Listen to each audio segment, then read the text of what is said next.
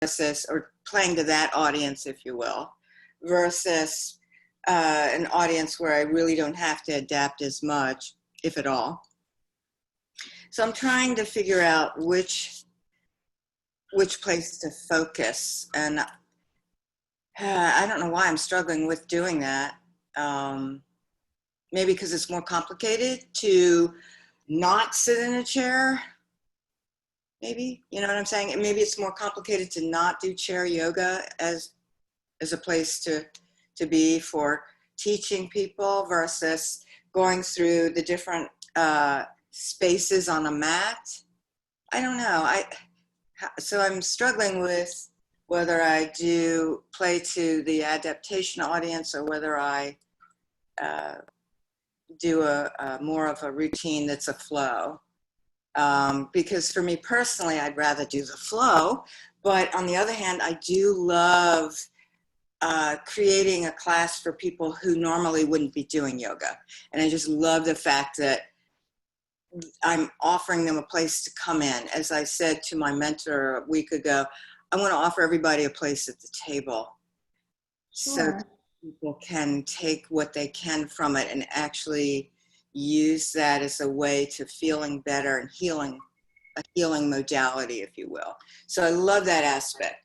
So maybe if I can get some bullets as to which way would be more advantageous for me to create a theme for either the adaptation type of people that need that versus the flow. Because it just, I don't know, I'm struggling with that. That's all I can tell you. Well, Adrienne, you're in the 200 hour, right? Yep. Yeah. So I would stick to vinyasa for the 200 hour. If you are in the 300 hour, I would say, you know, we'll do both because, you know, there's a sequencing and then there's advanced anatomy and there's chair yoga and there's yen and there's all those things. But in the 200 hour, I would focus on just feeling comfortable with vinyasa. Michelle, can you maybe go over, like, when you're doing a vinyasa class, like how much time you spend warming up, how much time you spend like with like slower flow than getting into like maybe a faster, because you were just talking about the flow to peak at the beginning of the class. Like how much time and sort of do you dedicate to each portion of the class? And do you have like a trajectory that you go through? And if there are multiple options for trajectories, what those might be to kind of like over class? Sure. So the very first thing that you do is you set up the breath, and that usually takes about 5 minutes, right? And then you do like a warm up. And then my warm ups include like postures that are informing our main flow, right? So in that little flow we did before lunch, you could see that, you know, I was getting us ready for external rotation, right? So we did some wide angle forward folds, we did some skandasana, stuff like that, before we moved into, you know, warrior two, extended side angle. So my warm up is about 15 minutes. So now we're at 20 minutes. So we're a third of the way through class, okay? Then I say that, you know, my flow, my actual flow from that point is probably going to be about 20 minutes. So my flow, now that could be flow to peak, or it could be a mandala, or it could be like waterfall sequencing, like any type of sequencing you want. It's going to be about 20 minutes, give or take like 5 minutes, right? And then my inversions and back bends are going to be probably about like 10 minutes. And then my cool down is going to be about 5 minutes, maybe 8, somewhere in there, probably closer to like 5 to 8, right? So 5 to 8. And then Shavasana is going to be like, again, probably like 5 to 8. I'd be fine going over a class. So I don't mind going over 5 minutes or so. Doesn't matter to me. No, Awesome. Thank you. Sorry. I had a question, and I am in the 200 hour.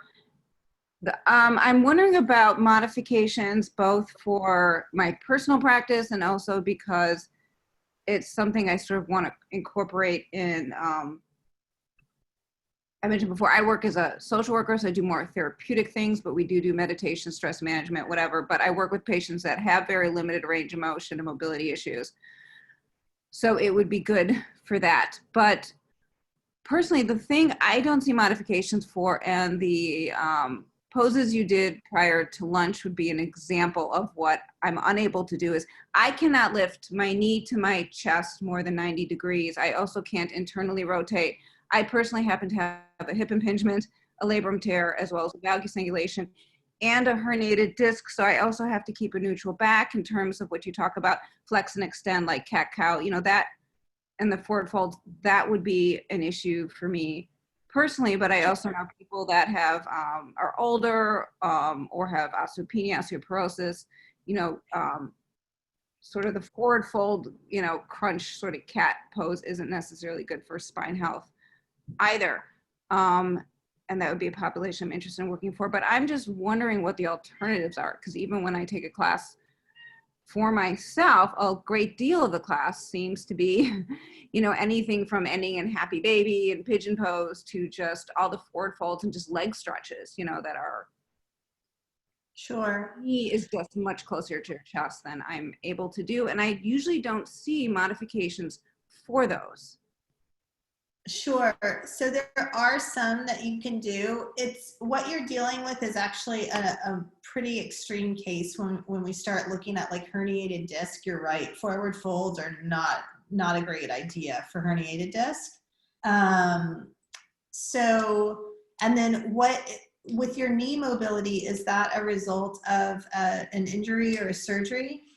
Well, it's actually my hip, and yeah, I had a trauma a couple years ago. So, and that had a broken hip, and then the undiagnosed FAI and labrum tear.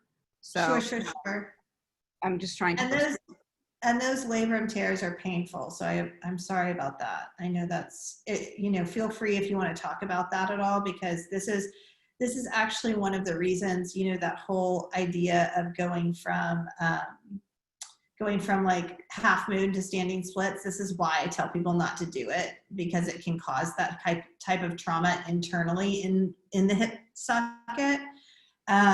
So yeah, feel free if you want to add anything. But to answer your question, so what I would give you, can you do figure 4 on your back where you're laying on your back with one ankle over your leg?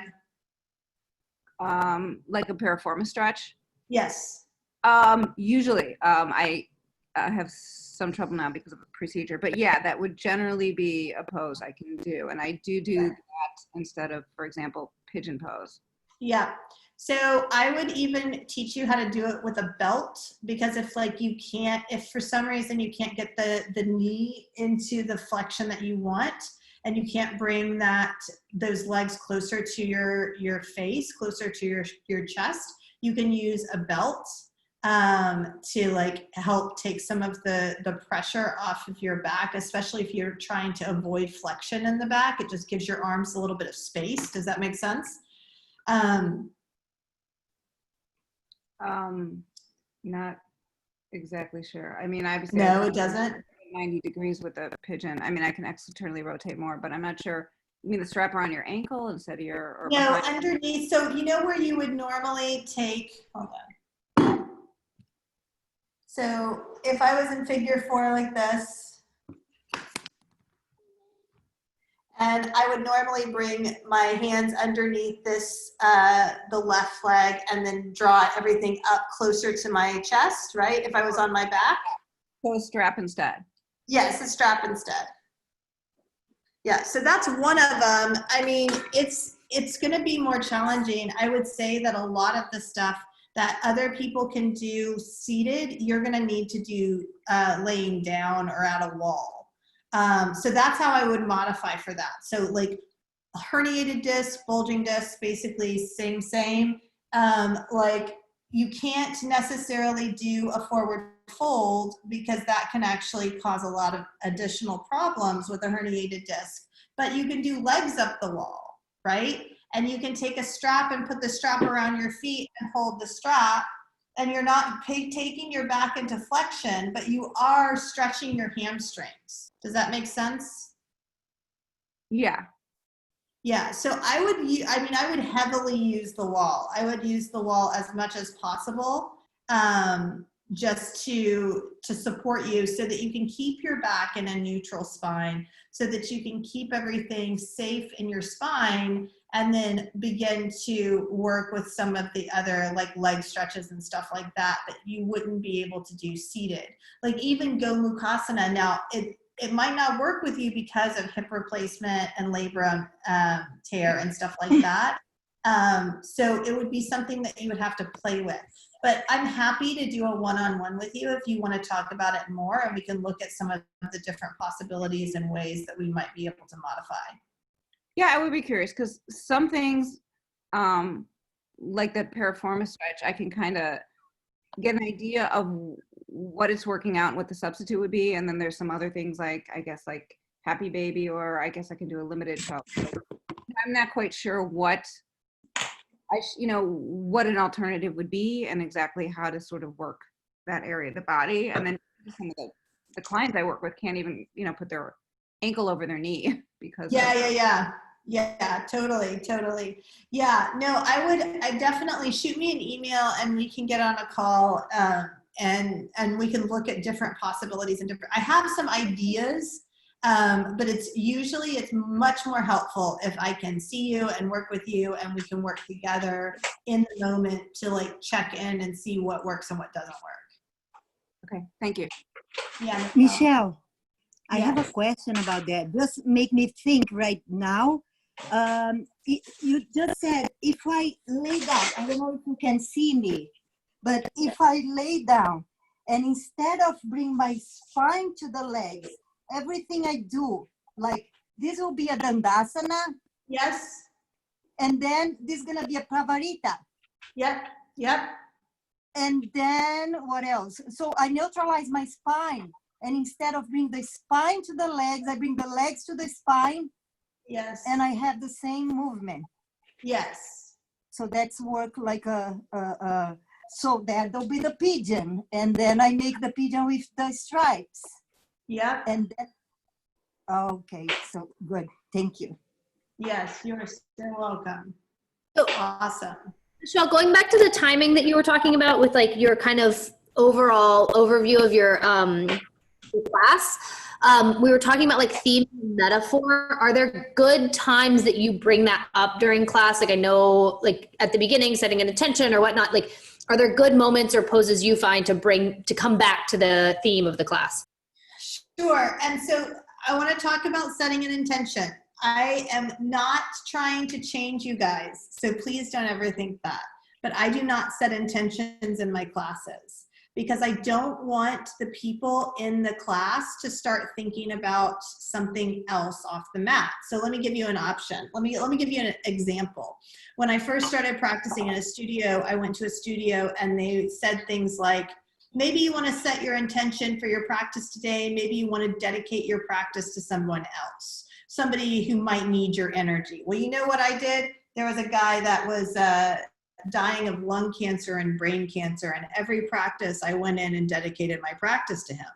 Now, there's nothing wrong with that. I'm not saying there's anything wrong with that, but that took me off my mat outside of my practice. Does that make sense? Because the whole time I was thinking about that, right? And so, and even with intention, sometimes like the intention is, to be mindful. The intention is to be present. The intention is to, give it your best, give it your all. There's nothing wrong with any of these things. But one of my goals, and this is a personal thing, this is my belief system. So I like to always delineate that when it's my belief versus when it's, like something I hold as universal truth.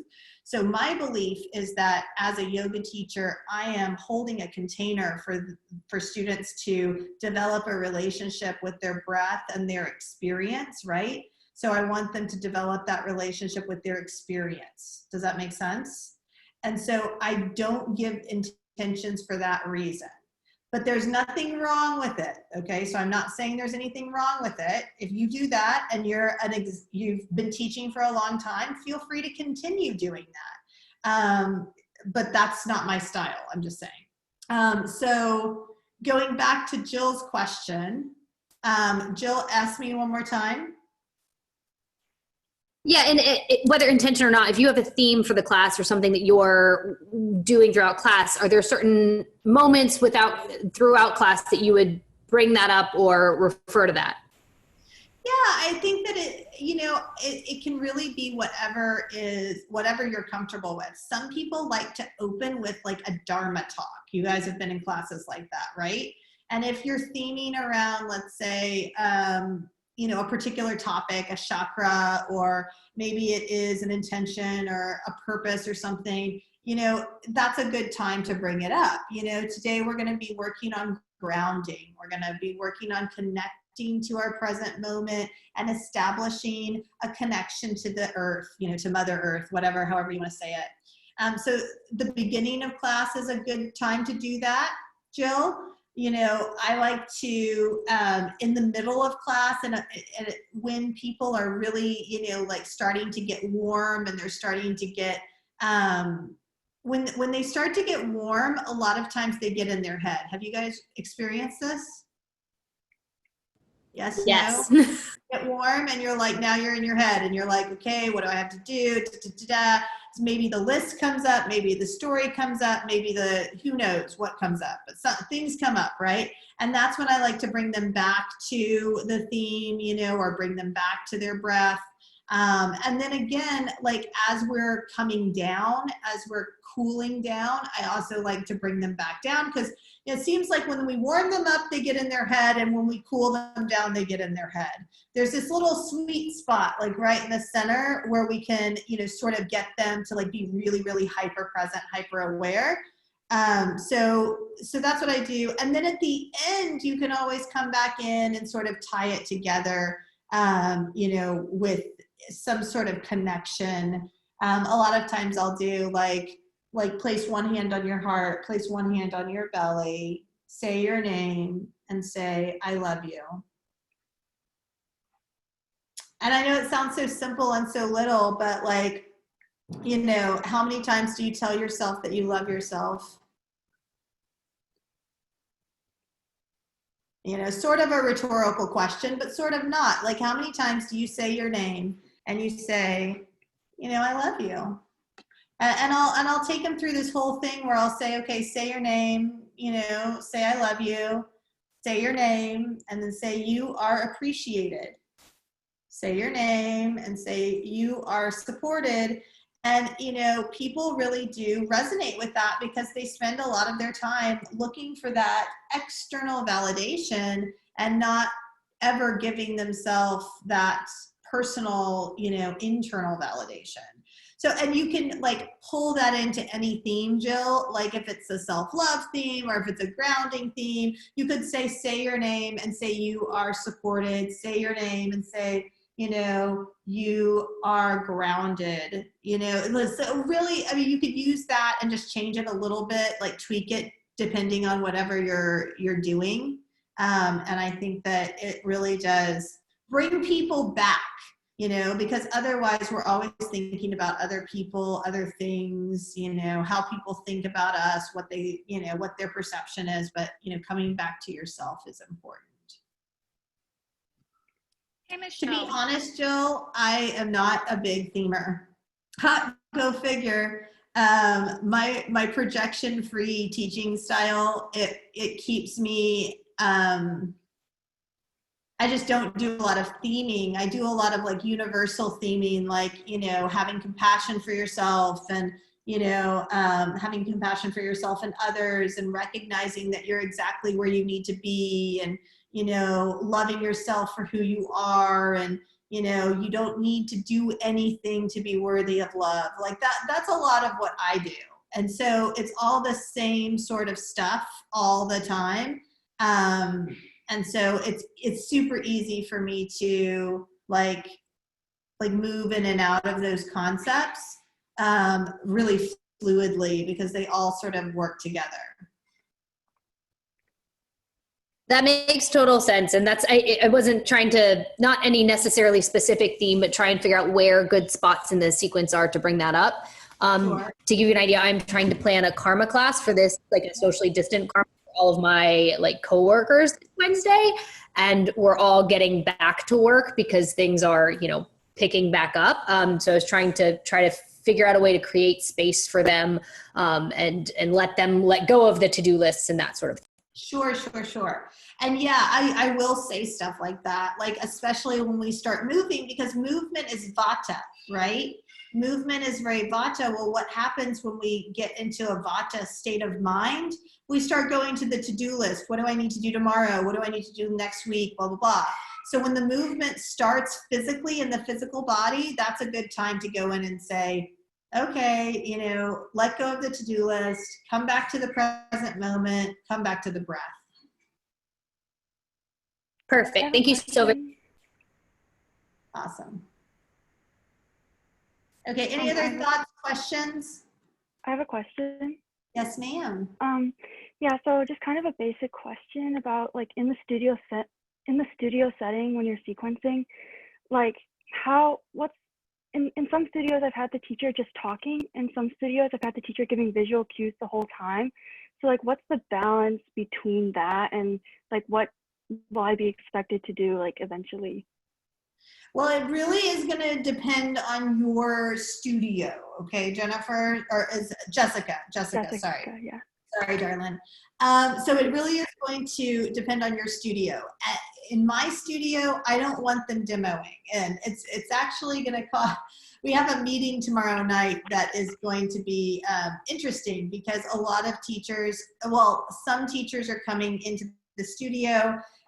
We had a hard time getting teachers to want to teach, so we hired new teachers who don't know me. And in Austin, there are most of the studios that are bigger studios, the teachers do not demo. If they demo, it's very just a little bit, like it's to demo a modification or to demo something that's more complicated. Does that make sense? And so it really depends on the studio. Now, some studios and some gyms want you to demo. They want you to demo the whole time because their population, their student population is more new to yoga, right? And newer students want to see a teacher doing the postures. So it just sort of depends. Like, are you dealing with students that are established in their practice? Are you dealing with students that are brand new to yoga? Are you dealing with a studio that is trying to create a more, I mean, I don't know how to say it. Like, are you dealing with a studio that is trying to create a certain image? I'll say it like that, okay? Or are you dealing with a studio that really doesn't care how the teacher holds that space? For me, the reason that I don't want teachers demoing all the time is because they can't watch bodies when they're demoing. So if you're doing the whole class, right? You can't watch the bodies and see what's going on with the bodies, right?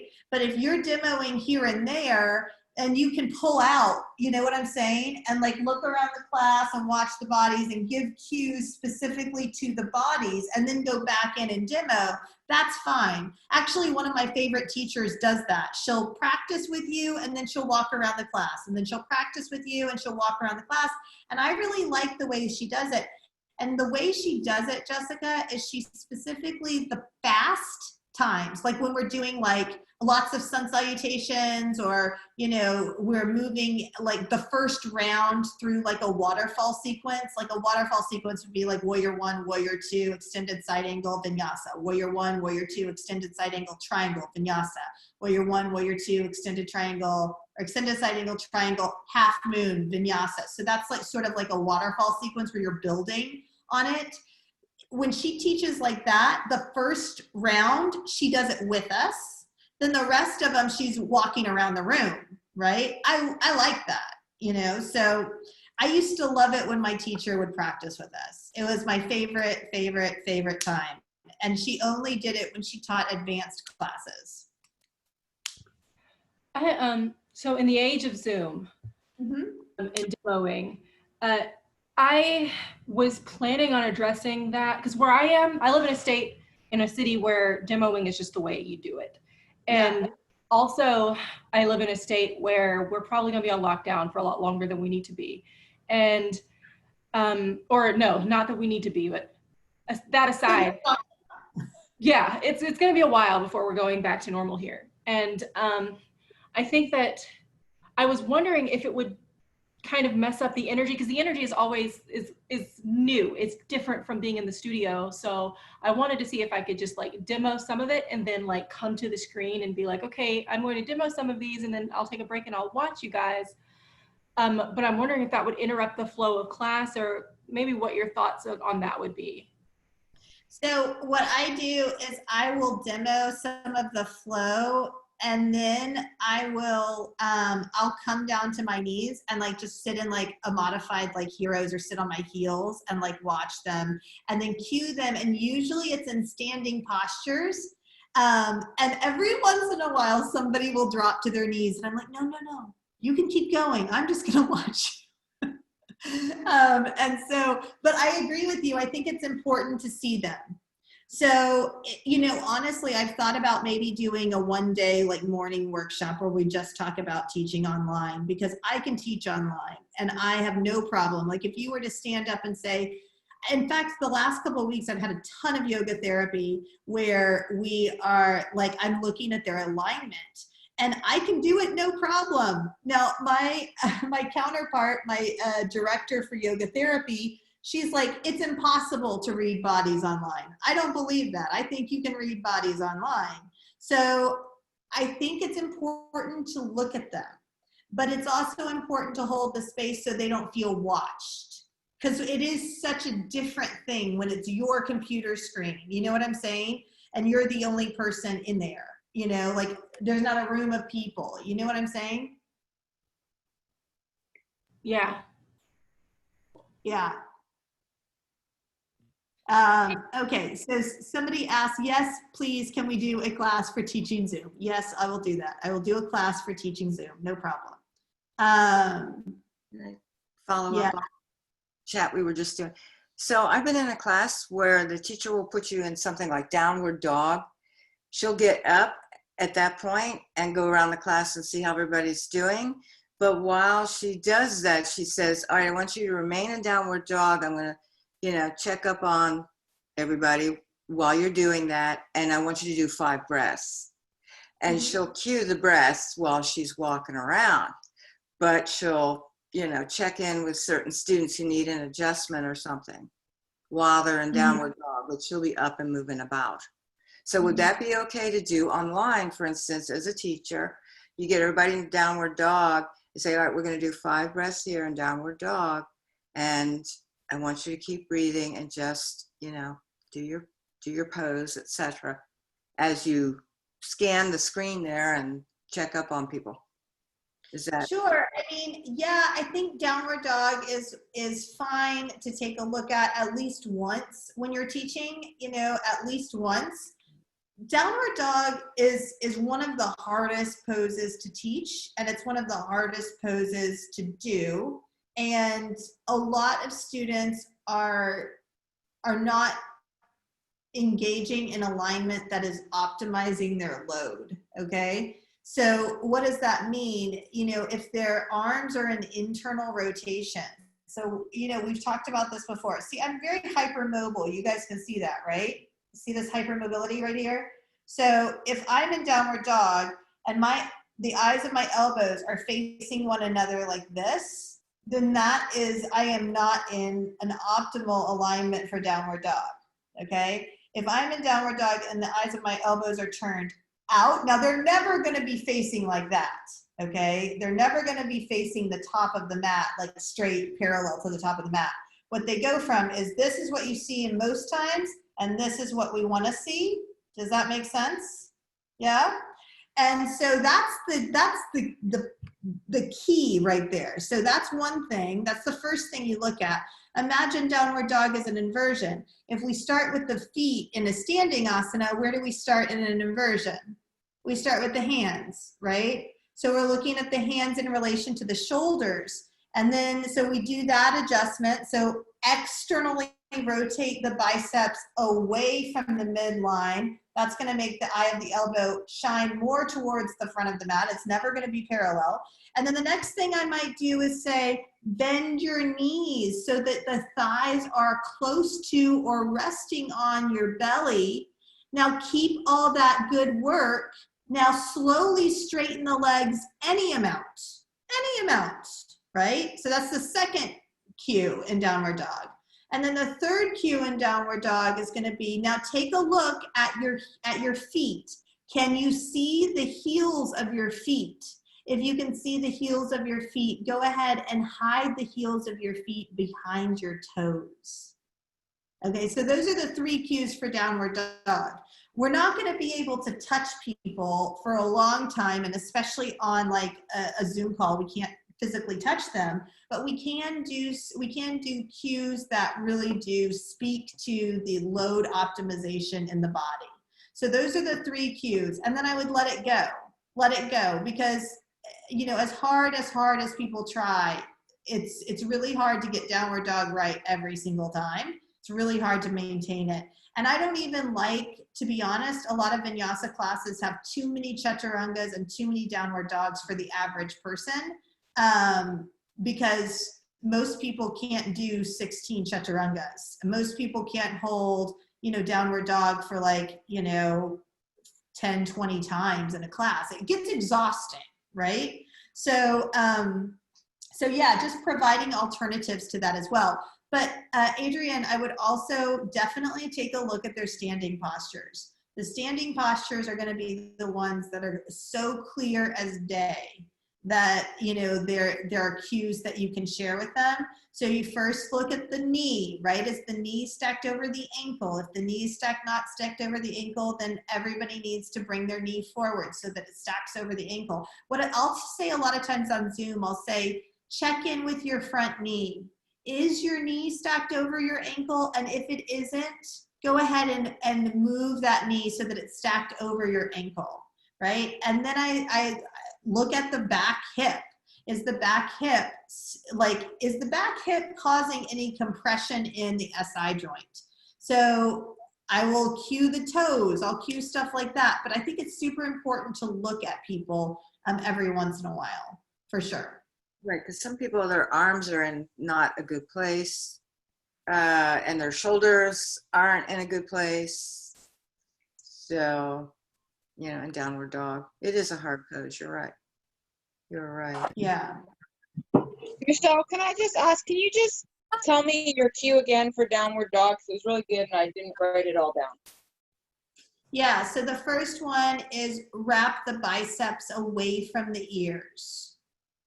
The second one would be bend your knees so that your abdomen comes closer to your thighs. Now, keep that, because what you're doing then is you're creating, you're pushing that pelvis closer to the sky in that way by doing that. And then you're going to say, keep all of that and slowly start to straighten your legs. And then check in with your feet. Can you see your heels? Can you see your heels?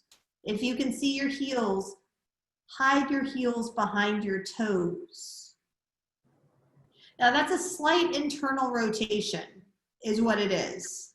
It's a slight internal rotation, but I don't like to call it that because then it confuses people.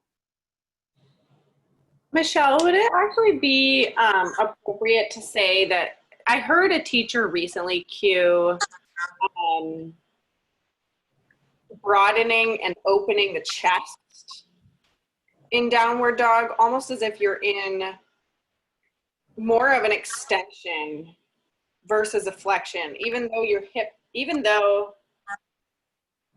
you're kind of in flexion, that your spine is also like in extension. Yes, so downward dog, for those of you guys who are stuck on the effort and return or the primary secondary movement sheet, Downward dog is one of the hardest poses to figure out, okay? So what we have in downward dog is we have flexion in the shoulders, external rotation of the humerus. That's the primary movement, okay? This is one of the only poses, guys, where the primary and secondary movements are both flexion. So what's the secondary movement for downward facing dog? Anybody know? It's flexion in the hips. Because if you were in extension in the hips, you'd be in handstand, right? Yeah. So it's flexion in the hips. So hip flexors are in flexion. That's your secondary. So yes, you're actually your spine should be in extension for the most part in downward dog. Now, when we come into handstand, okay? So downward dog is a precursor to handstand. Everybody know that? Now, if you didn't know that today, now you know that, right? So in order to do handstand, we practice downward dog. Now, downward dog has more extension in the spine than handstand. Handstand, when we're in handstand, if we're really in handstand, like we were on the ground with that block over our head, we're in slight flexion, just a little bit of flexion. Can you feel that? Put yourself back on the mat, holding that block overhead. Your navel is down. So your back is not really like extension, but it's not really flexion. It's a slight degree of flexion, just a tiny bit, to stack the vertebrae so that they don't like move into extension or flexion either way. Does that make sense? Mm-hmm. I mean, should I have a question? Sorry to interrupt. About the downward dog, you know, there are some people that they just cannot put their feet fully down on the floor. Like, this is the body. Even if you push them, they will never reach there. Do you like fold the blanket under them? Just leave them like this? What is the best for these people? Let them be where they are. It's a lot of people's heels are never gonna touch the ground, and that's okay. Yeah, because I see so many teachers, they're like, you know, put the heels on the floor, put the heels on the floor. Some people, they can't. Well, guess what? That's that teacher's material, I promise you. Has nothing to do with the student. Okay, so Halas, we just leave them like that.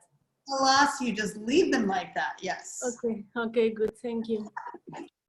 Yes, I mean, honestly, I think I've told this story before. I went to a class, everybody was like, oh my gosh, this teacher's amazing. And I'm like, all right, you know, I'll play this game, let's go. So I go into the class, and I think I really wanted to believe that this teacher was amazing. And so I went into the class, and within 10 minutes, I was like offended because she had us all in forward fold. Like, we're in forward fold. And there were 3 guys in the back of the room that could not drop their head. They had text neck so bad that their neck was straight, right? And these poor dudes could not drop their head. And so she kept going, she kept saying, drop your head. No, like, I mean, really drop your head. Like, no, drop your head. Can you drop your head? And then she like literally went back to these 3 guys and started like working with them to get them to drop their head. The whole rest of the class was like, what is happening right now? We've been in forward fold for like a minute and a half. What's going on? And it was just so much of her material, like her need to get them to do a certain thing.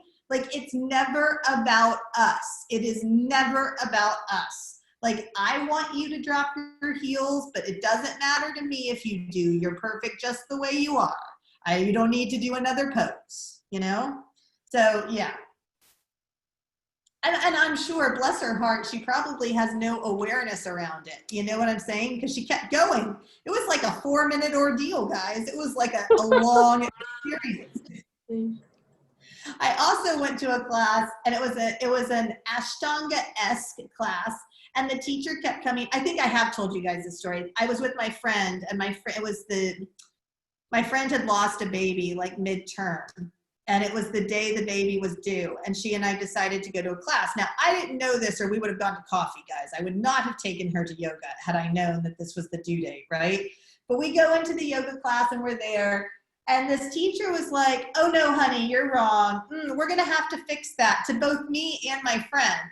And by the end of class, my friend was like in tears.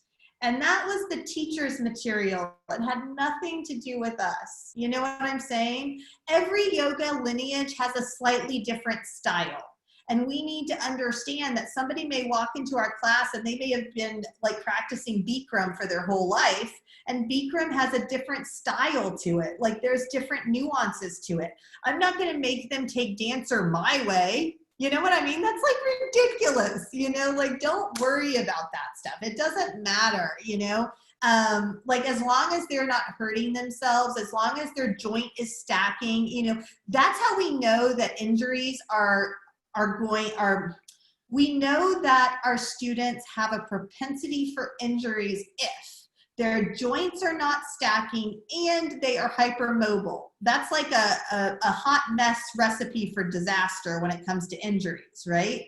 But if we are watching our students and the students' joints are stacking over and they're taking care of themselves, right? Like they're taking care of themselves. Christine said, put a micro bend in your elbows if you work at a desk. I don't know if I would say only if you work at a desk. If you're hypermobile, a micro bend in the elbows can help you to not get tennis elbow.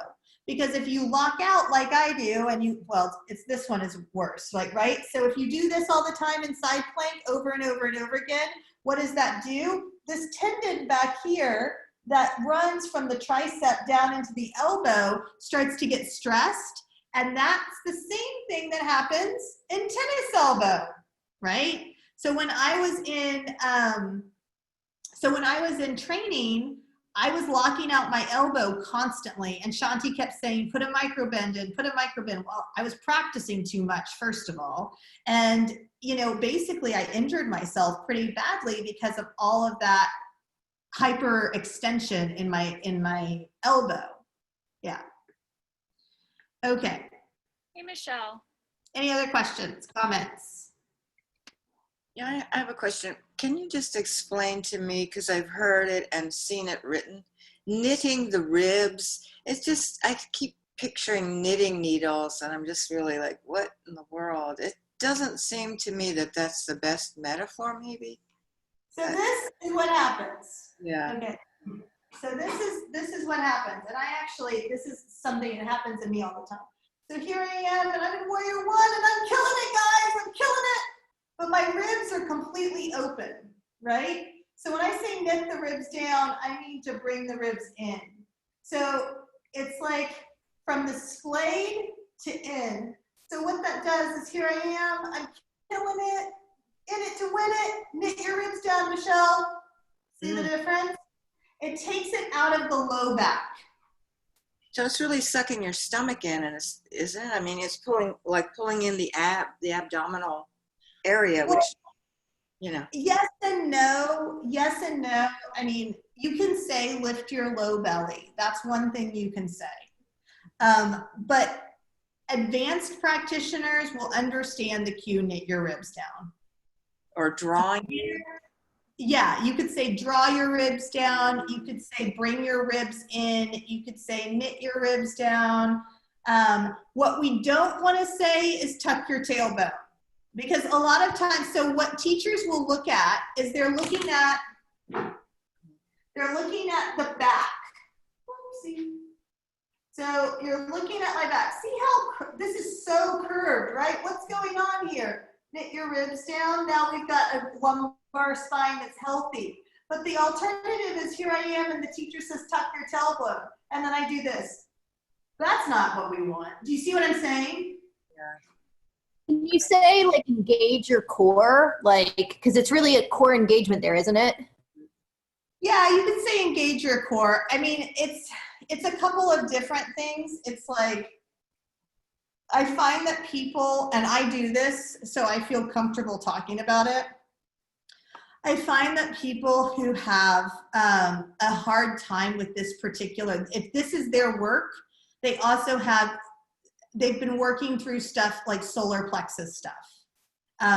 So like people who have, and boundaries are another thing that people like me, work with, right? So creating boundaries, creating a container, containing their energy. These are all those same work and that same lesson that people who need to knit their ribs down or bring their ribs in or draw their low belly in or contain that belly, that abdomen.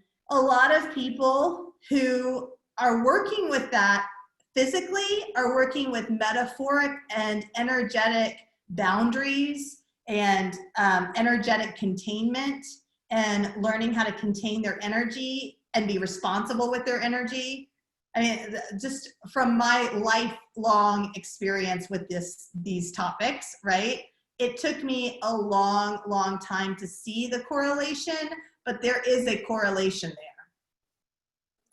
I have a question. I've heard a lot of times the tucking your tailbone cue when you're in like crescent lunge. Is that, oh, no, it's not okay to do, okay. Because what happens is, so it's now I'm not saying it's a bad cue, Brooke, but it's a better cue is to have them engage their core in some way.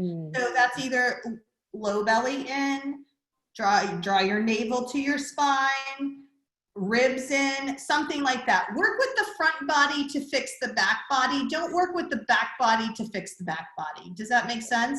Because when we work with the back body to fix the back body, we overcompensate. And Michelle, I find that when you address the ribs, like either you say knit them or, you know, pull them in, that kind of gives you actually that lift to lift out of the lower back. Whereas if you just say engage the core, then it's almost just like a squeezing there rather than getting that lift. I like knit the ribs down. I'm partial to it because it's a cue I use all the time. But I don't think there's anything wrong with using another cue for the abdomen or the torso. The biggest thing I want you guys to take away from this conversation, and I would love to have as much conversation around cueing because you guys email a lot about cueing, and so I'll talk about cueing all day long. But when we are looking to fix something in the back, we cue the front. When we're looking to fix something in the front, we cue the back.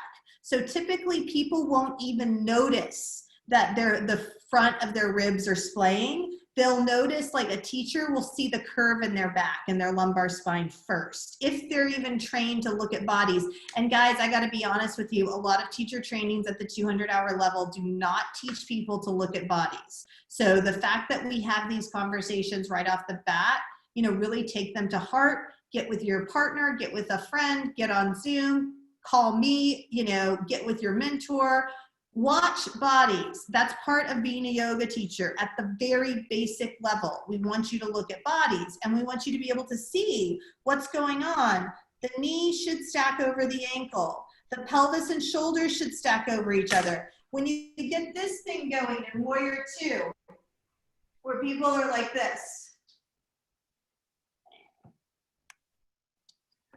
people are like this in Warrior 2. What's happening here, right? My shoulders are over my thigh. My pelvis is over here. There's no congruency there. Do you guys see that? Pull the ribs back, you know? Look at the body so that you can see what's going on, you know? Or alternatively, from the back side, when I'm like this, does that look comfortable? Anybody? No. Oh. Okay, watch what happens. When I shift, now does that look comfortable? Yes. Yes. More balanced. It's those little tiny things. We're looking at people's bodies, you know, and when we are doing stuff in the studio, when I do a yoga teacher training, we do a lot of practice teaching, which is why we started adding practice teaching. You guys all know we're doing practice teaching now every week, right? You know that? So you can sign up to do practice teaching. I highly recommend that if you are one of the people that is practicing while somebody else is teaching, especially if it's an advanced teacher, if it's a 300-hour teacher, before she starts teaching, ask her if you can make it ugly. And if you can, make it as ugly as you can, because you want her to call you, you want her to cue your body, okay? And that's what we do when we do it in person. We'll have a whole weekend where I'm like, all right, guys, I want it ugly. I don't want it to look right. I want you to do everything you could possibly do wrong right now. Now's your time. And then it's the teacher who's teaching in the class, it's their responsibility to fix it. And it's a lot of fun, actually. So if you guys are working like in small groups or you're doing stuff like that, totally do it like that. Like, play with it, like, do it wrong. Get the teacher who's teaching to look at you and to cue you into alignment. And it'll be really empowering for you. Hi, Michelle. For the practice teaching, I think I saw an email saying that it's only for the 200 and 500 hours. Is that correct? I saw that email too, and thank you for bringing that up, because I don't know why that is. I saw that email too.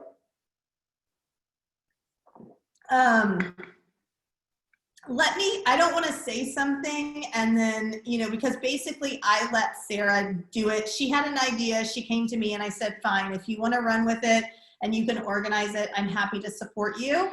And then she sent out the email. So I don't want to step on her toes and say what can and can't be done, but I believe that I will find a way to make sure everybody can do it.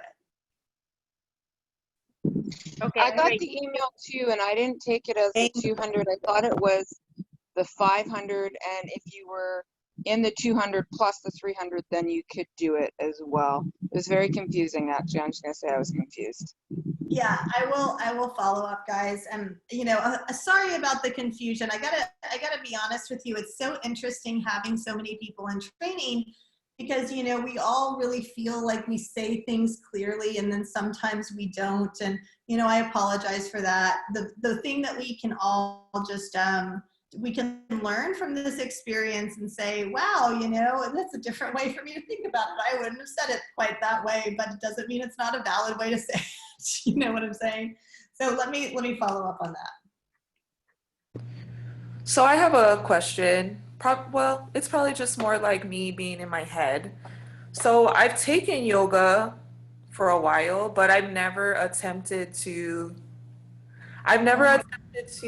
do it like on my own, like my own practice by myself. So I've always, I guess, taken it as like, oh, this is a great stretch kind of deal. But I've always enjoyed yoga, and now that I'm in a location where there's no yoga teacher, that's why I decided to do this training. I didn't realize how interconnected it was, like spiritually and emotionally.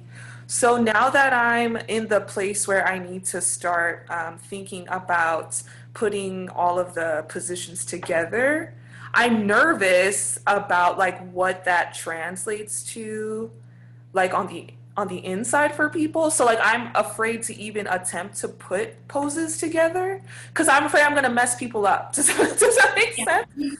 You can't mess them up, I promise you.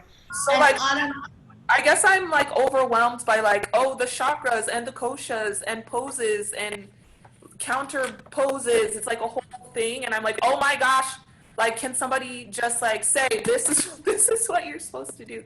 I'm so nervous that I'm going, because at first I thought in my brain it's just like physical. I didn't realize how like spiritually connected it was until this. So now I'm like nervous, like, oh, this is hard. Sure. So I appreciate you bringing this up, Autumn, and that is the cutest thing I've ever seen behind you. Now, how old are you? How old are you? 6. How old are you? 6. She's 6. Oh, well, hello, Miss 6. You're adorable. So Autumn, I thank you for bringing that up. I really appreciate it. So what I tell all of our 200 hours is start with the physical. You can't mess anybody up. You can't mess up their chakras by doing physical asana practice. That's not going to do anything to them. You can't mess them up spiritually. You can't, your physical asana practice is pretty benign. Teach what you know exactly, and you're going to be fine. Now, when we're putting poses together, and this is something that people were talking about just a second ago, transitions. So you want to make sure that your transitions aren't sort of weird. Okay, does that make sense? So do you guys mind if we talk about transitions now? Can we move on to transitions? And we'll come back to some of the other things that you guys are, have struggle with or whatever, but I just think now is a good time. So transitions are really, I think, where people get stuck, and especially from a physical standpoint. So if you are, let's say I'm in Warrior 2. And I'm like, oh, I'm in Warrior 2. Where do I go from here? Where do I go from here? Let me do half moon. Well, that's really an awkward transition, okay? So let's feel it in our body if you want to do it with me. So here I am in Warrior 2, and then how am I doing this? I'm launching out into half moon. It's not as easy as if I'm coming in from a neutral leg, right?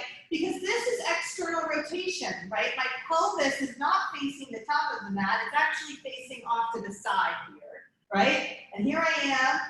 But Warrior 3 is a neutral orientation. Well, we talked about this a couple weeks ago. When you're in Warrior 2, it's harder to go back to Warrior 1. It just doesn't feel as good in your body.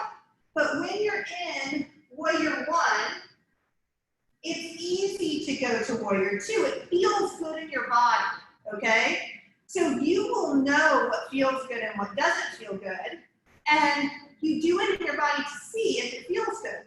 Now, okay, so now where are we? So I know that Warrior 2 is the same base pose as extended side angle. See, my legs don't change. Is the same base pose as triangle. Now, I have a long triangle, but it's still the same base pose. It's still the same hip placement, okay?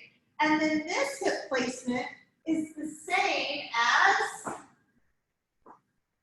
half moon, okay? So they're all the same. Now, half moon's pelvis or hip placement is not the same as Warrior 3, because Warrior 3, my pelvis is going to be coming in so that it is parallel to the top of the mat, Warrior 3. So we want to look for transitions that have a similar orientation in the leg. Does that make sense, guys? Yes? Yes. Okay? Okay, so I'm going to give you a couple of transitions and show you what they look like, all right? So, I'm in Warrior 1, and now I want to go back to Vinyasa. What do I do? How do I get there? Well, there's a couple ways. I'm going to show it to you based on the level of experience needed to do this, okay? So, Warrior 1, one way I can get back to Vinyasa, plant the palms, step forward, forward fold, half lift, fold, all the way up, hands through heart center. Now I can go straight into a vinyasa, yes? Yes. Okay, now I'm in Warrior 1 again. I want something fancier now. I want a little fanciness, right? So now I'm gonna go from Warrior 1, right? And then maybe I plant my hands and I step back to side plank, okay? So that's one transition. Now, once I'm in side plank, I can go directly into a vinyasa. Plank, chaturanga, upward dog, down dog. Okay? All right. So let's say that I am in, let's say I'm in a pyramid pose. Okay? So I'm in pyramid pose. I come in, pyramid pose. So I can plant my palms. I can come into standing splits. And then forward fold. I can then go into chair pose. So all of those are transitions we can use, okay? let's say I want to move around my mat, right? So now I'm in warrior one. I'm going to bring the hands down. I'm going to take it to the left. I'm at wide angle forward fold. So from wide angle forward fold, so many things I can do here. I can do a twist here. I can do a twist here. I can do this. I can do this. There's so many things I can do. Now let's say I want to move to the back of the mat. I can do two things to get me to the back of the mat. I can turn my left toes to the back of the mat and come in for Skandasana, right? Or I can turn my whole body to the back of the mat, and now I'm in a low lunge. Now you see, I went from external rotation, or even, it's not even external rotation, to be honest with you. If the feet are parallel, it's neutral. And we're just using abduction and adduction. Okay, we're either adducting or abducting. I always get these confused. So we're either getting bigger or getting smaller. This is not external rotation. Now, if I'm in goddess pose, this is external rotation. My toes are pointed away, right? Okay, so if I want to travel to the back of the mat, I need to get my pelvis in neutral. That's what I'm always doing to transition. I'm always looking to get a neutral pelvis. So I take it back here, here I am, low lunge. So let's think about this again. What if I'm going from a warrior two and I want to go to a low lunge, or I want to go to standing splits or something like that? Well, I tell you not to change the orientation of a weight-bearing leg, right? In a balancing pose. But here I am in warrior two, windmill the hands down, lift the back heel. So watch my foot, watch my back foot. Here I am in warrior two. Windmill the hands down, lift the back heel. The back heel is lifted, my sacrum is neutral. Does everybody see that? Now I can do standing splits because I'm not running the risk of trying to do it while I'm on a weight-bearing leg. Okay? Does that make sense? Yes. Any questions about that?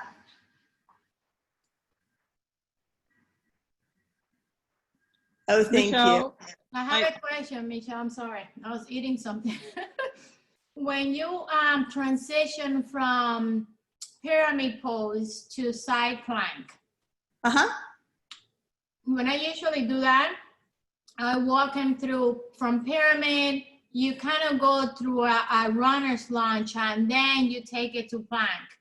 That's okay as well, right? You just kind of add in. Okay. Yeah. Great, thanks. Yeah, totally. Hi, Michelle.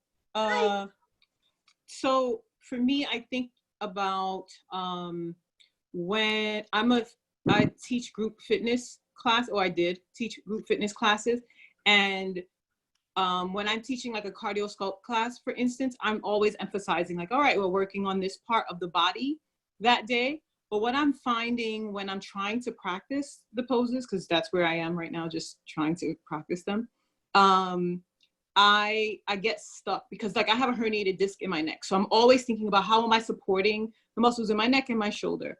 Sure. And so when you flow, like you said, you flow in yoga, whereas in with a cardio sculpt class, for instance, there's not a flow necessarily as much as it is what part of the body you're working on that day. So I think I'm trying to figure out how to get that out of my head. Your what you just showed helps. Yeah. So what I hear you saying, Patricia, is that when you're teaching a group fitness class, you're working on like specific muscle groups and you're creating like, you know, you're building strength in specific muscle groups. Yeah. Yeah. Okay. And then, but with yoga, it's like an all over body thing, right? Yes.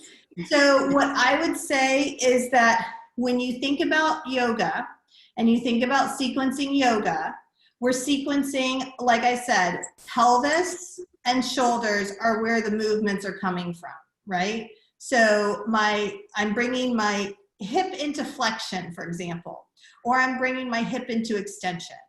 I'm bringing my arms into flexion, or I'm bringing my arms into extension, right?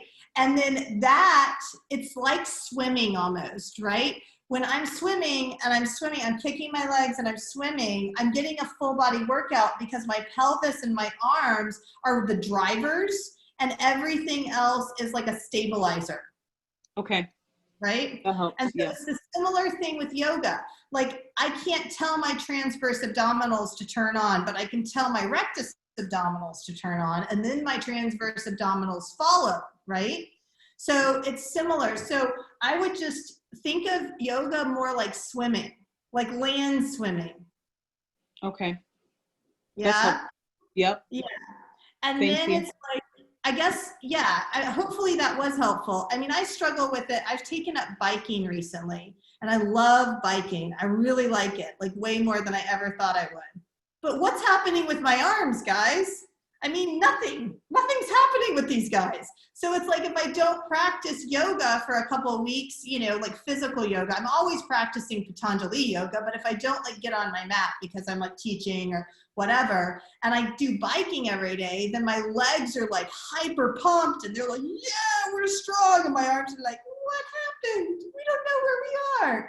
And so I have a challenge with that sort of element of fitness where sometimes you can work with muscles in isolation with traditional fitness, whereas in yoga, you really can't.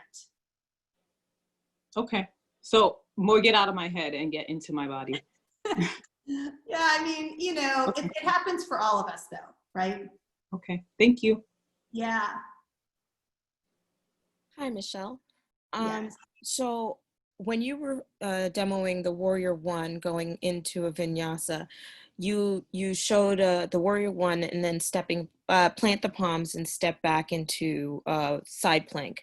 I've often in class been cued to step back just to a plank and then to go through a vinyasa.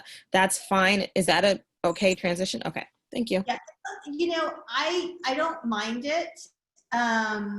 So some of my personality is about to come out, okay? So just brace yourself. Everybody be seated for this.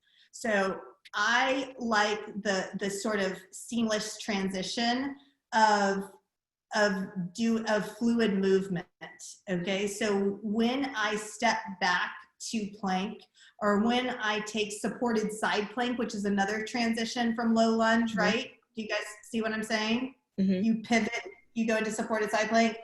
To get back to plank is clunky to me. It feels clunky. Does that make sense? Yes. Yeah. So if I just step back to side plank, then I can fall directly into plank and then directly into chaturanga, directly into upward facing dog and all these other things. But I have to realize that not all of my students are strong enough for that, right? So I try not to do it as much as I did when I first started. When I first started teaching, I taught a lot that way. Again, like I told you, I had tennis elbow in my left arm because of it. And so I tried to pull back a little bit. But yes, you can do that. Okay, thank you. Yeah, you're so welcome. What do you usually go into after side plank? What now? What do you usually go into for side plank now? Do you do side plank as a transition? I'm not picking up entirely what you're saying. Are you let me ask you, and you can tell me if you can nod yes or no. Are you asking me what I do now instead of side plank? Yes, okay. All right. Okay, so there's a couple of things I do. Well, I'm really into this new transition thing. I might as well show you guys because I'm super into it. So I do a lot more on the ground these days than I used to do. So I'll do something like this, okay? And pay special attention to my feet. That's what you really need to watch because that's where a lot of this transition is going to come from, okay? So down dog, let's say we go into crescent lunge. I'm going to move pretty fast. So I'm not going to spend a whole lot of time in these postures. So I go from crescent lunge, right? Maybe to low lunge. I'll do something like Gomukhasana, right? I'll do like a forward fold. I'll come out of Gomukhasana. I'll do a supported side plank. Hands down, right toe lows. Now I'm on the left side. Did you guys see that? Bring it through. Crescent lunge. Gomukhasana. And then unwind. Supported side plank. Now I go on the second side. Now I do this. So then I come in, and so I just keep going in and out like that. So maybe we step back. And then back in it. So I'm always moving, right? So there's always like that fluidity to it. And that's what I've been doing a lot more of lately.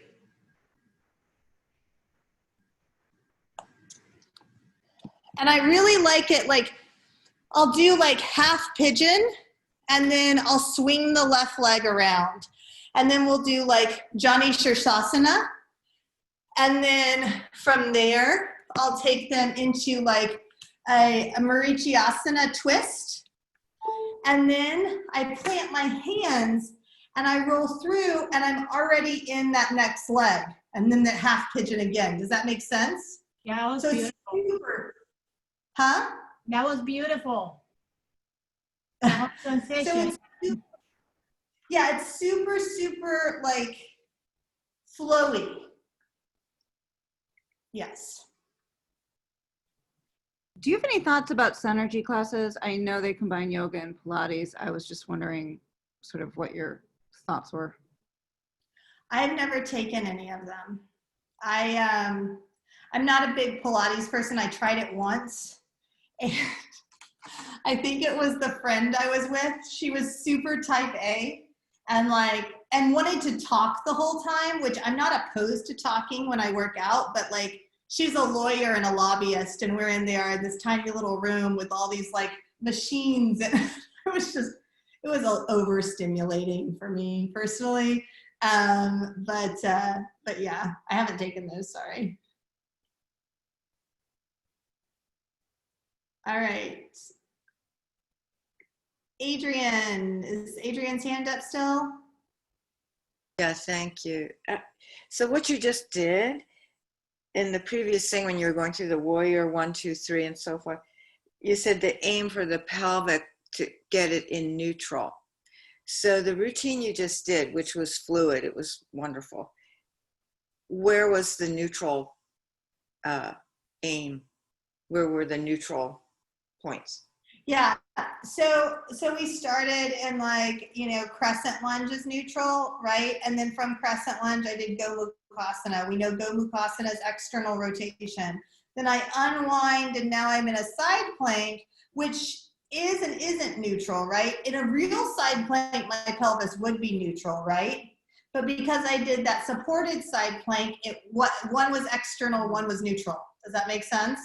But then I turned my body, so I was sort of in like this like low lunge thing where my knee was down and my back foot was tucked.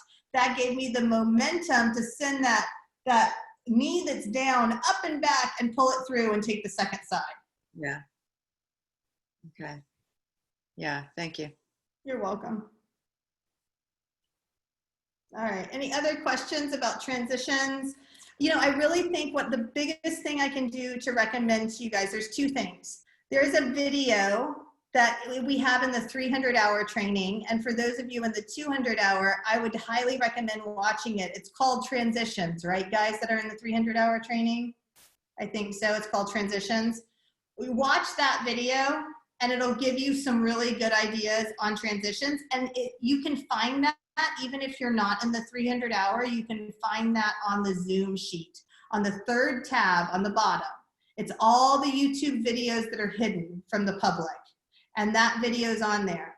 Now, obviously, if you really, really, really want to get into sequencing, especially the way I sequence, you can always take that sequencing, advanced sequencing, or you can, sign up for the 300-hour because it has that part of it as part of it. But if you aren't interested in a 300-hour training, that one video will definitely help you to make more sense of it.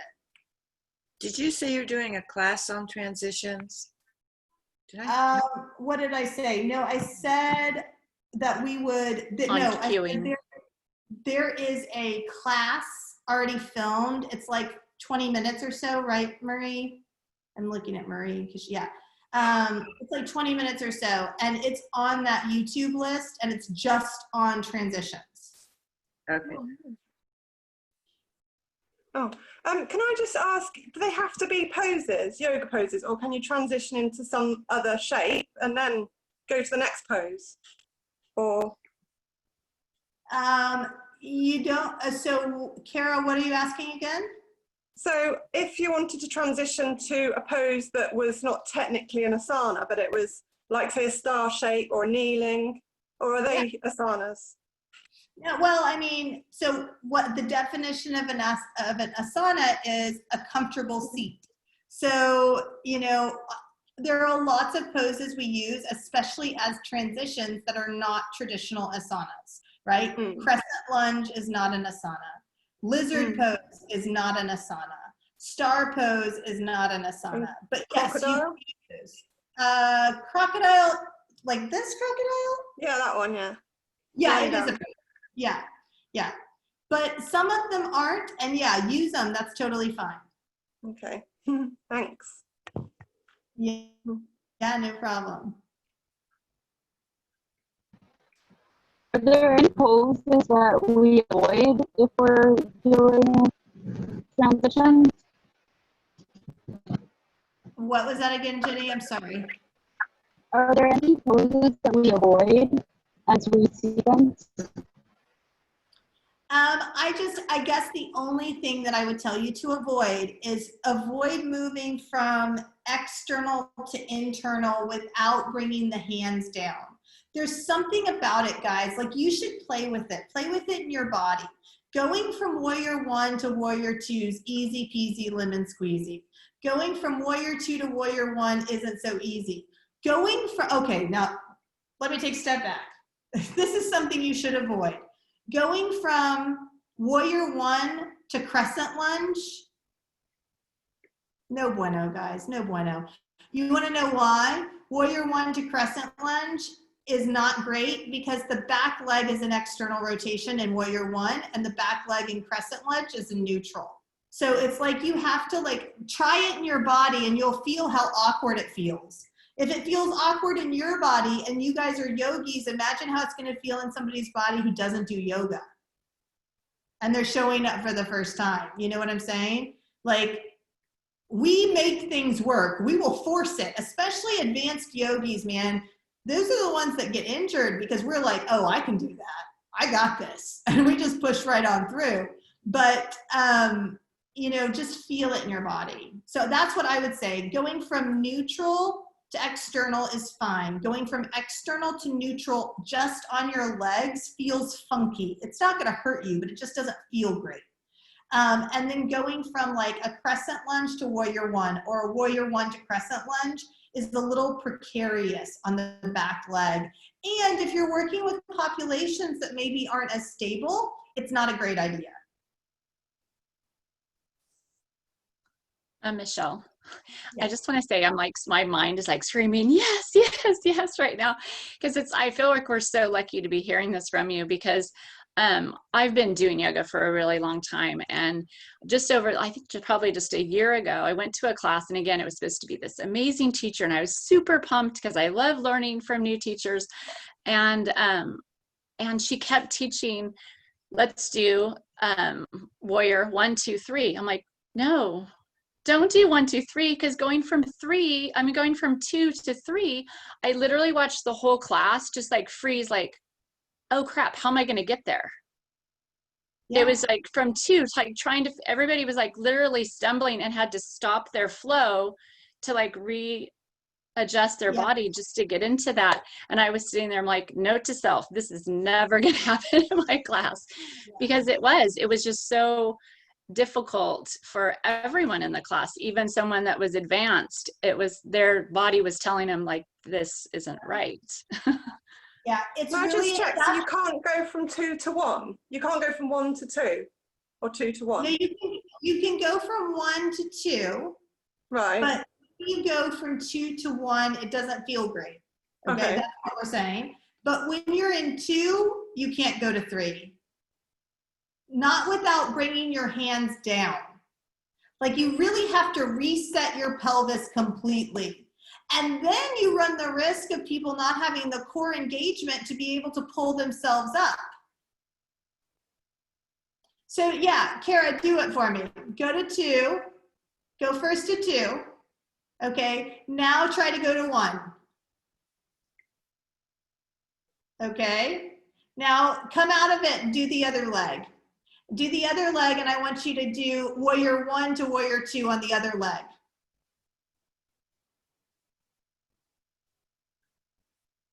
Okay, which feels better?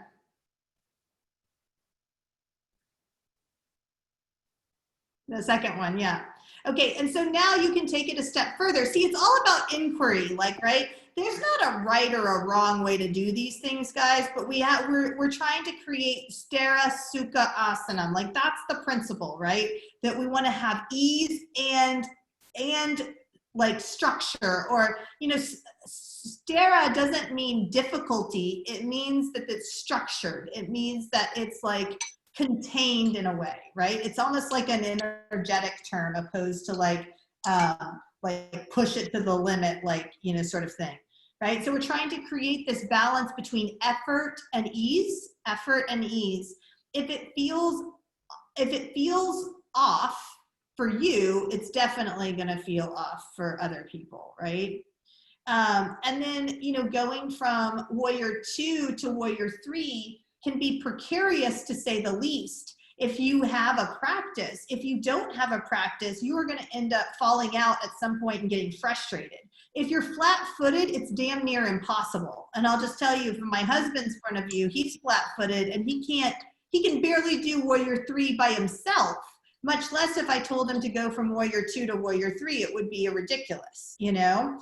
And he'd probably give me that look that I don't like to see when I'm teaching him yoga. So, you know, it's just things to consider. Part of the conversation today is not about like what's right, what's wrong. It's about how do we teach with this principle of Sthira Sukha Asanam in our sequences? How do we teach in a way that's supporting our students? All right. Any other questions, thoughts?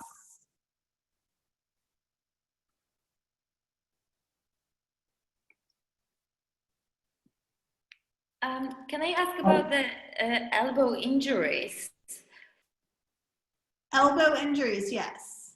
Yes. Is it possible to get golfer's elbow through like wrong alignment in yoga? I'm sure they're the same thing, to be honest, as tennis elbow. I'm sure it's very similar. It's the same action, you know? Okay, because I was wondering, like, it was really hard for me to differentiate which one is which, actually. And they were both appearing on the internet, and I had like injury myself, and I was like, oh, how to heal it? Like, I managed to heal it, but it took a while, and it was not good. And when you said about that hypermobility, it's what I have, and it opened my eyes. I actually thought that I got it because I was doing too many chaturangas, actually because of the, you know, like the load. But now it's like, thank you. Yeah, it could have been a combination, Ua, so I would just watch out for it, for sure.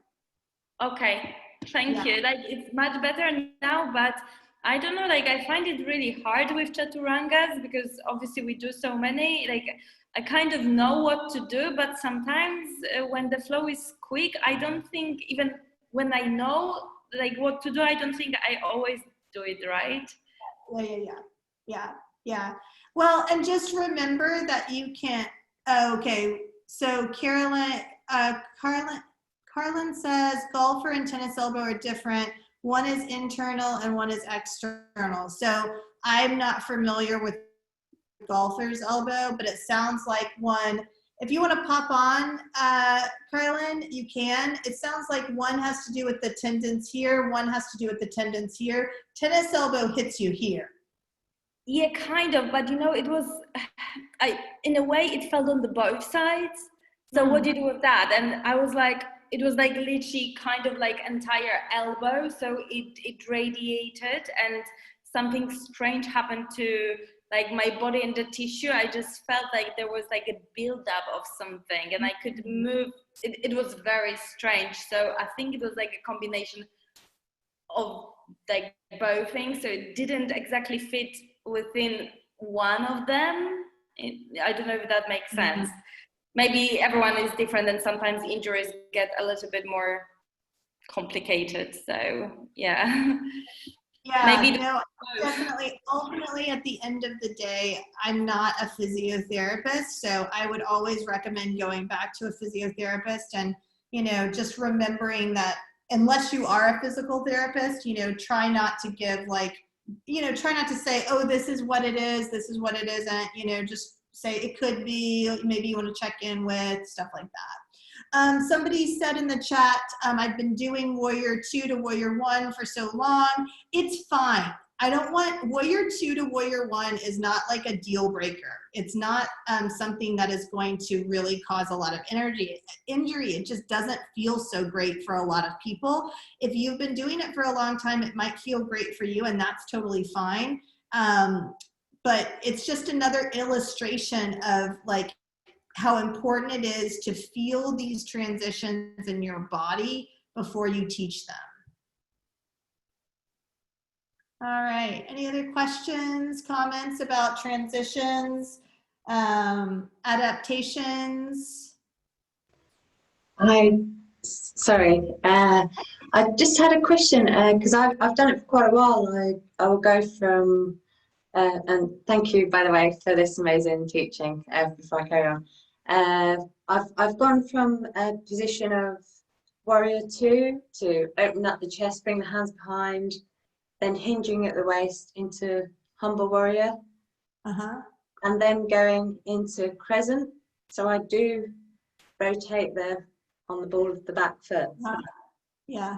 But would you not recommend that? Because I'm going from opening the hips to then turning the back leg.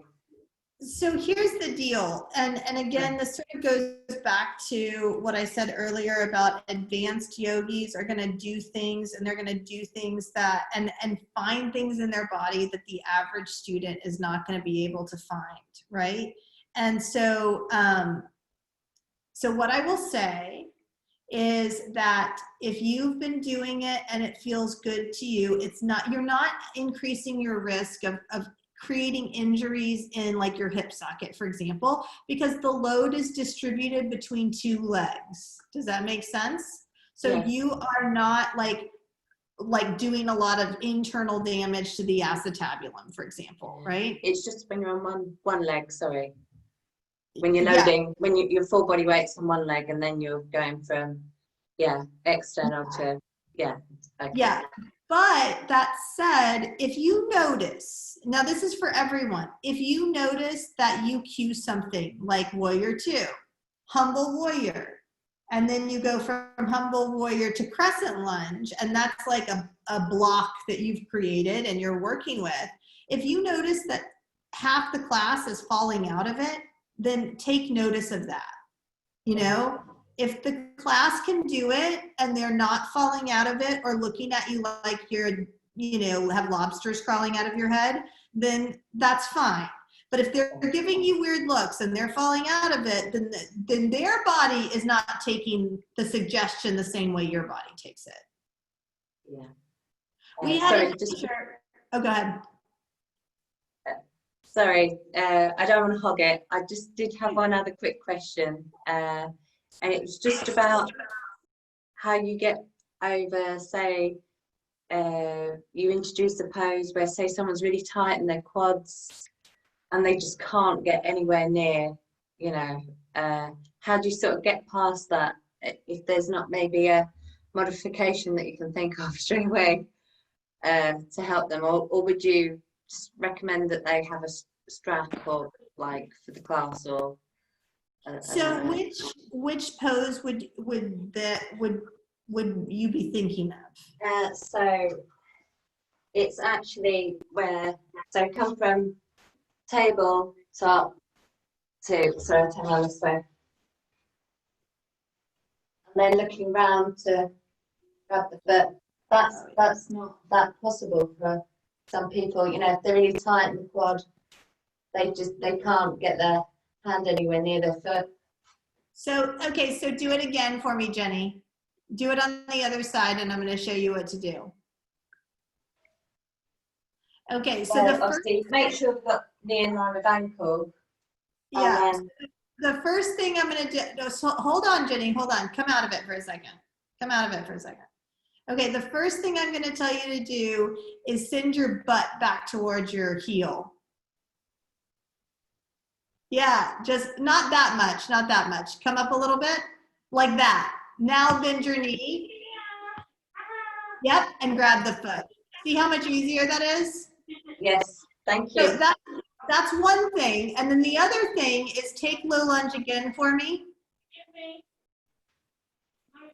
Now, if they can't reach it, Jenny, if they can't, and they're trying and they've done everything, have them just open the arm. So what leg is forward right now?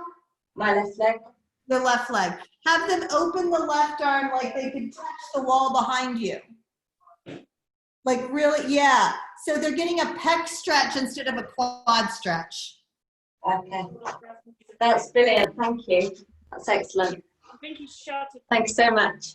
Yeah, so this is a great example of like providing multiple options, right? So yeah, my intention is to teach a quad stretch, but let's say like 3 of the guys in there can't do it. So I'll say, okay, reach back for the foot. If the foot is not available to you, reach the arm back like you could touch the wall. And I'll even come up behind them, I mean like pre-COVID, and I will let the back of their body like sit against my torso. Because usually, like I'm tall, right? So usually they're like right about here on me. And so I will like have my hip up against their back, their thoracic spine, and I will take their arm and pull their arm, not in a way that's distal, that's gonna cause injury, but like in a way that's creating traction. Does that make sense? And so what you don't want to do is pull like you're pulling from the socket. It's almost, and like, honestly, if I had my husband here, I could show you, because I would take their hand and I basically take their hand and like energetically I'm guiding their hand so that we're getting an opening through the front of the chest, right? So you don't want to yank, you're just like energetically guiding, okay? All right, any other questions, comments about this stuff? All righty, okay, so I want to show, we're gonna, let's see, I want to take a look in chat.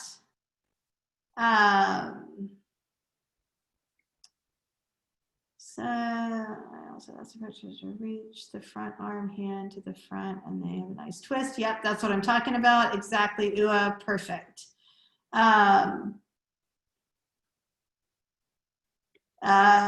Okay, fantastic. All right, so we just have like another 20 minutes or so. So I'm going to, first of all, I'm gonna just touch base with where we're at and where we're gonna go tomorrow. So give me one moment. Let me find what happened to my little screen here. I don't know why that's up. That's crazy. And let's go in. Okay. So, all right, so tomorrow we're going to be coming back in and we're going to continue to go through this slideshow where we're looking at it. We're going to talk more about dynamic movement. Now this is Vini Yoga, and so specifically we're going to talk about sequencing Lungana, Brahmana, and Samana. Okay, so Lungana, Brahmana, and Samana, excuse me, are what we're going to be talking about tomorrow. Lungana is the principle of contraction, okay? So getting smaller or reducing. And Brahmana is the principle of expansion or getting bigger. And Samana, who thinks they know what Samana is? What do you think? Based on the gunas, what might Samana be? Balance. Balance. Neutral. Yeah. Between, yeah. Exactly, balance or neutrality or the sweet spot, right? So it's almost like, you know, the 3 bears, you know, right? Too small, too big, just right. Samana is just right, okay? And we're going to talk about doing dynamic movement and pranayama as part of your sequencing strategy using Brahmana, Langana, and Samana.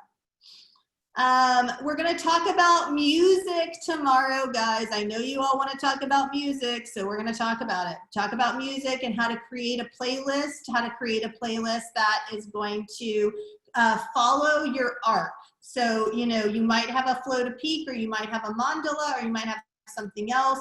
Well, how do you create and curate a playlist? We're going to talk about all the sequencing do's and don'ts, okay? And just to, oh, there it is, guys, right there. There it is. No bueno. Going from external rotation to neutral on a weight-bearing leg. This is literally what I'm talking about. It's the only thing I tell you guys is not healthy for the joints. The only thing that I'm ever going to tell you not to do, other than hyperextending, right? And sometimes we can't help hyperextending, but we're going to talk about this tomorrow. We're going to talk about cues to avoid polarization. We're going to talk about themes. Don't you like my picture there? And then we're going to talk about LGBTQ inclusion and gender pronouns.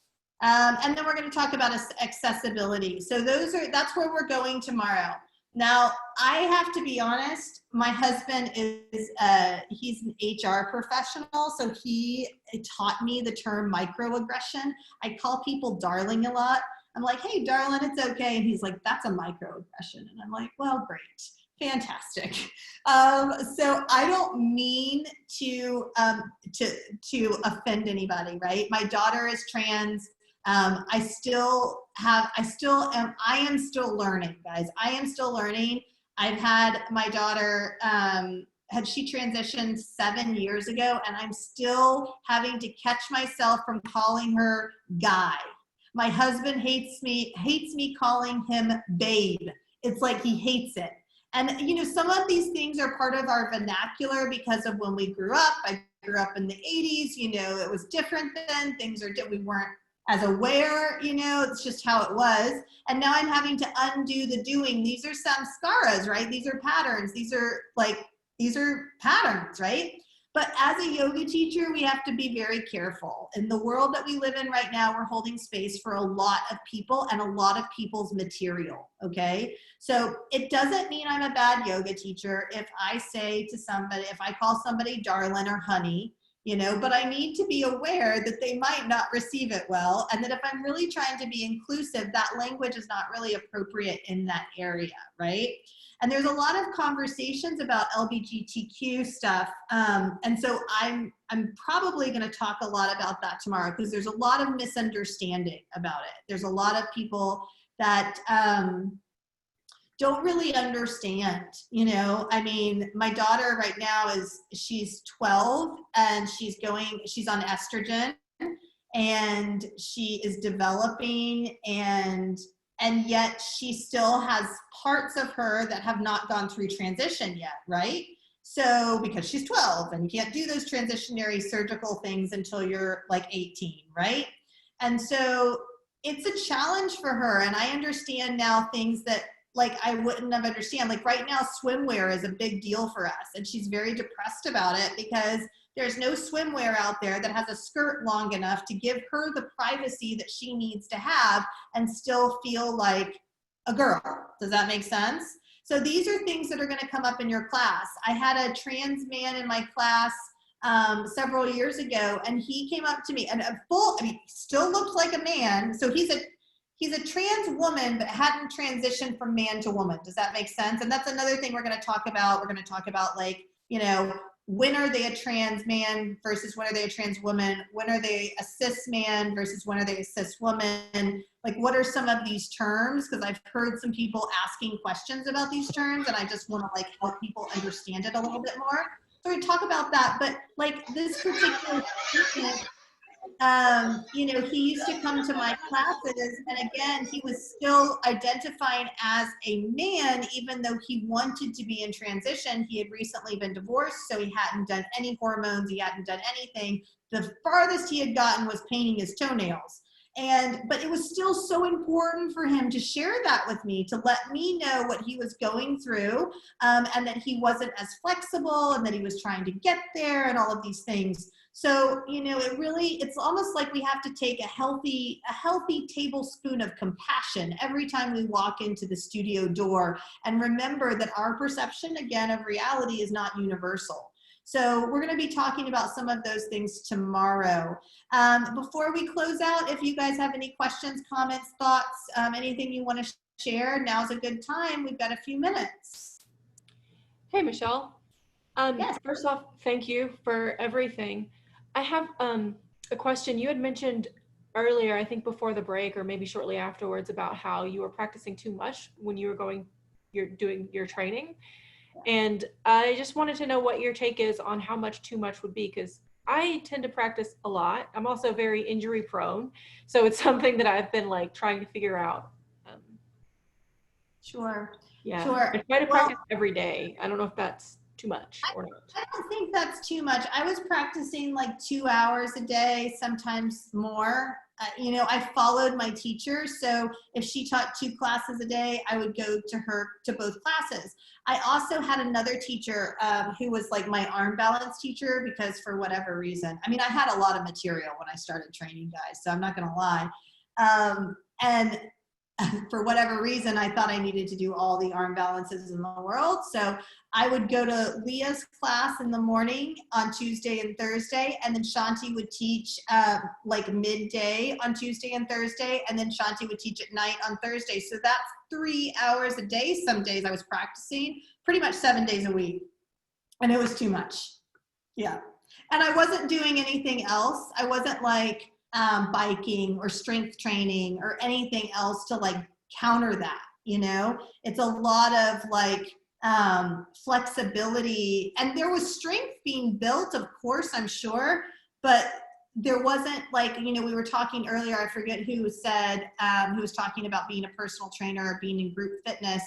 You know, I mean, like that element of working muscles and antagonist muscle groups is really important when you're building stability. And I was just at that point working flexibility. So when you lean so much into flexibility and you're already hypermobile, you can injure yourself. Gotcha. Thank you. Yeah. I would, you know, if you're hypermobile, which I don't know if you are, you didn't say that, but if you're hypermobile and you're practicing a lot, try to like take a day off and just strength train, or take a day off and do restorative. You see what I'm saying? Yeah, I'm not hypermobile. I am the opposite, even though there's no condition for that. But I do a lot, like I'm a runner. And the way I used to do weight training a lot, but I don't do that anymore because I have the tendency to overdo it. Lots of pitta going around here. So I found that I have a recurring hamstring injury, which in yoga is like the worst thing in the world, because you could really ruin, you know, you could ruin it for yourself for like years if you're not careful. So that's kind of part of the reason why I'm taking this training, is so that I can kind of find the right balance for that. But I find that it's interesting that you say you counter yoga with some sort of strength training exercise. I consider running strength training because I do a lot of uphill stuff, but the 2 times that I have like pulled my hamstring have been where I am doing yoga, usually like yin, where you're holding the pose for several minutes, and then, you know, you feel something happen, it's your edge. I just think it's my edge, and then I like lay off of it a little bit, but then the next morning, both times the next morning, I go run, and then by the end of that day, like all bets are off, like there's no walking. So yeah. So what you're talking about is a hamstring attachment problem. So do you feel it right where your butt cheek meets I call it the underbutt sometimes, where your butt cheek meets your hamstring? Is that where you're feeling it? No, that's where it started, but it's kind of lower now. In the belly of the hamstring now? Yeah. Yeah. So in yoga, when you feel a sharp pain where your glute meets your hamstring, back off right now, like stop. Because that's what Iyengar got messed up with. That can cause a hamstring attachment tear. And then you will be out for years, like you're done for a while.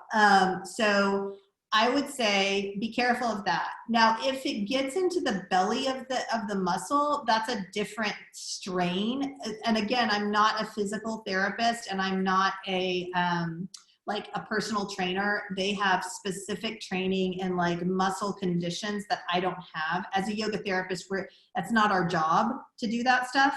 But from what I understand, that the pain you're feeling in the belly of the muscle is more of a strain, right? So the muscle itself is being strained. And if anybody on here knows anything about this, let me know, because again, I don't even pretend to have enough information to tell you what's really happening, but that's what my thought would be. Cool. It's actually kind of reassuring that it's not yoga butt or yeah. That pinching sensation right where the glute and the hamstring meets. If you feel that in the end, back out. It's not your edge. You've gone past your edge. Hey, Michelle, it's Crystal. So my sister is a chiropractor and she trains athletes all the time. And I have, from years of running, tight muscles like this lady has.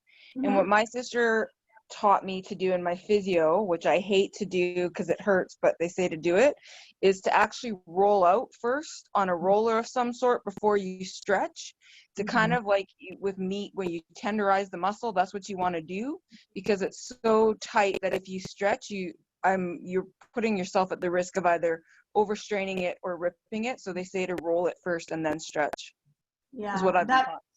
That makes a lot of sense. Thank you, Crystal. I appreciate that. Yeah, like I said, guys, yoga therapy is not physical therapy. It is more of a mind-body sort of combination of like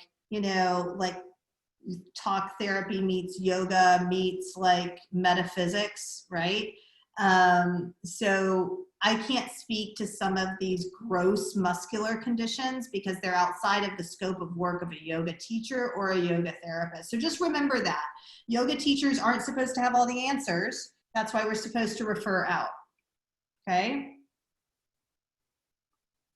Alrighty, I am so excited that we got through this. I hope this was helpful for you guys, to be honest.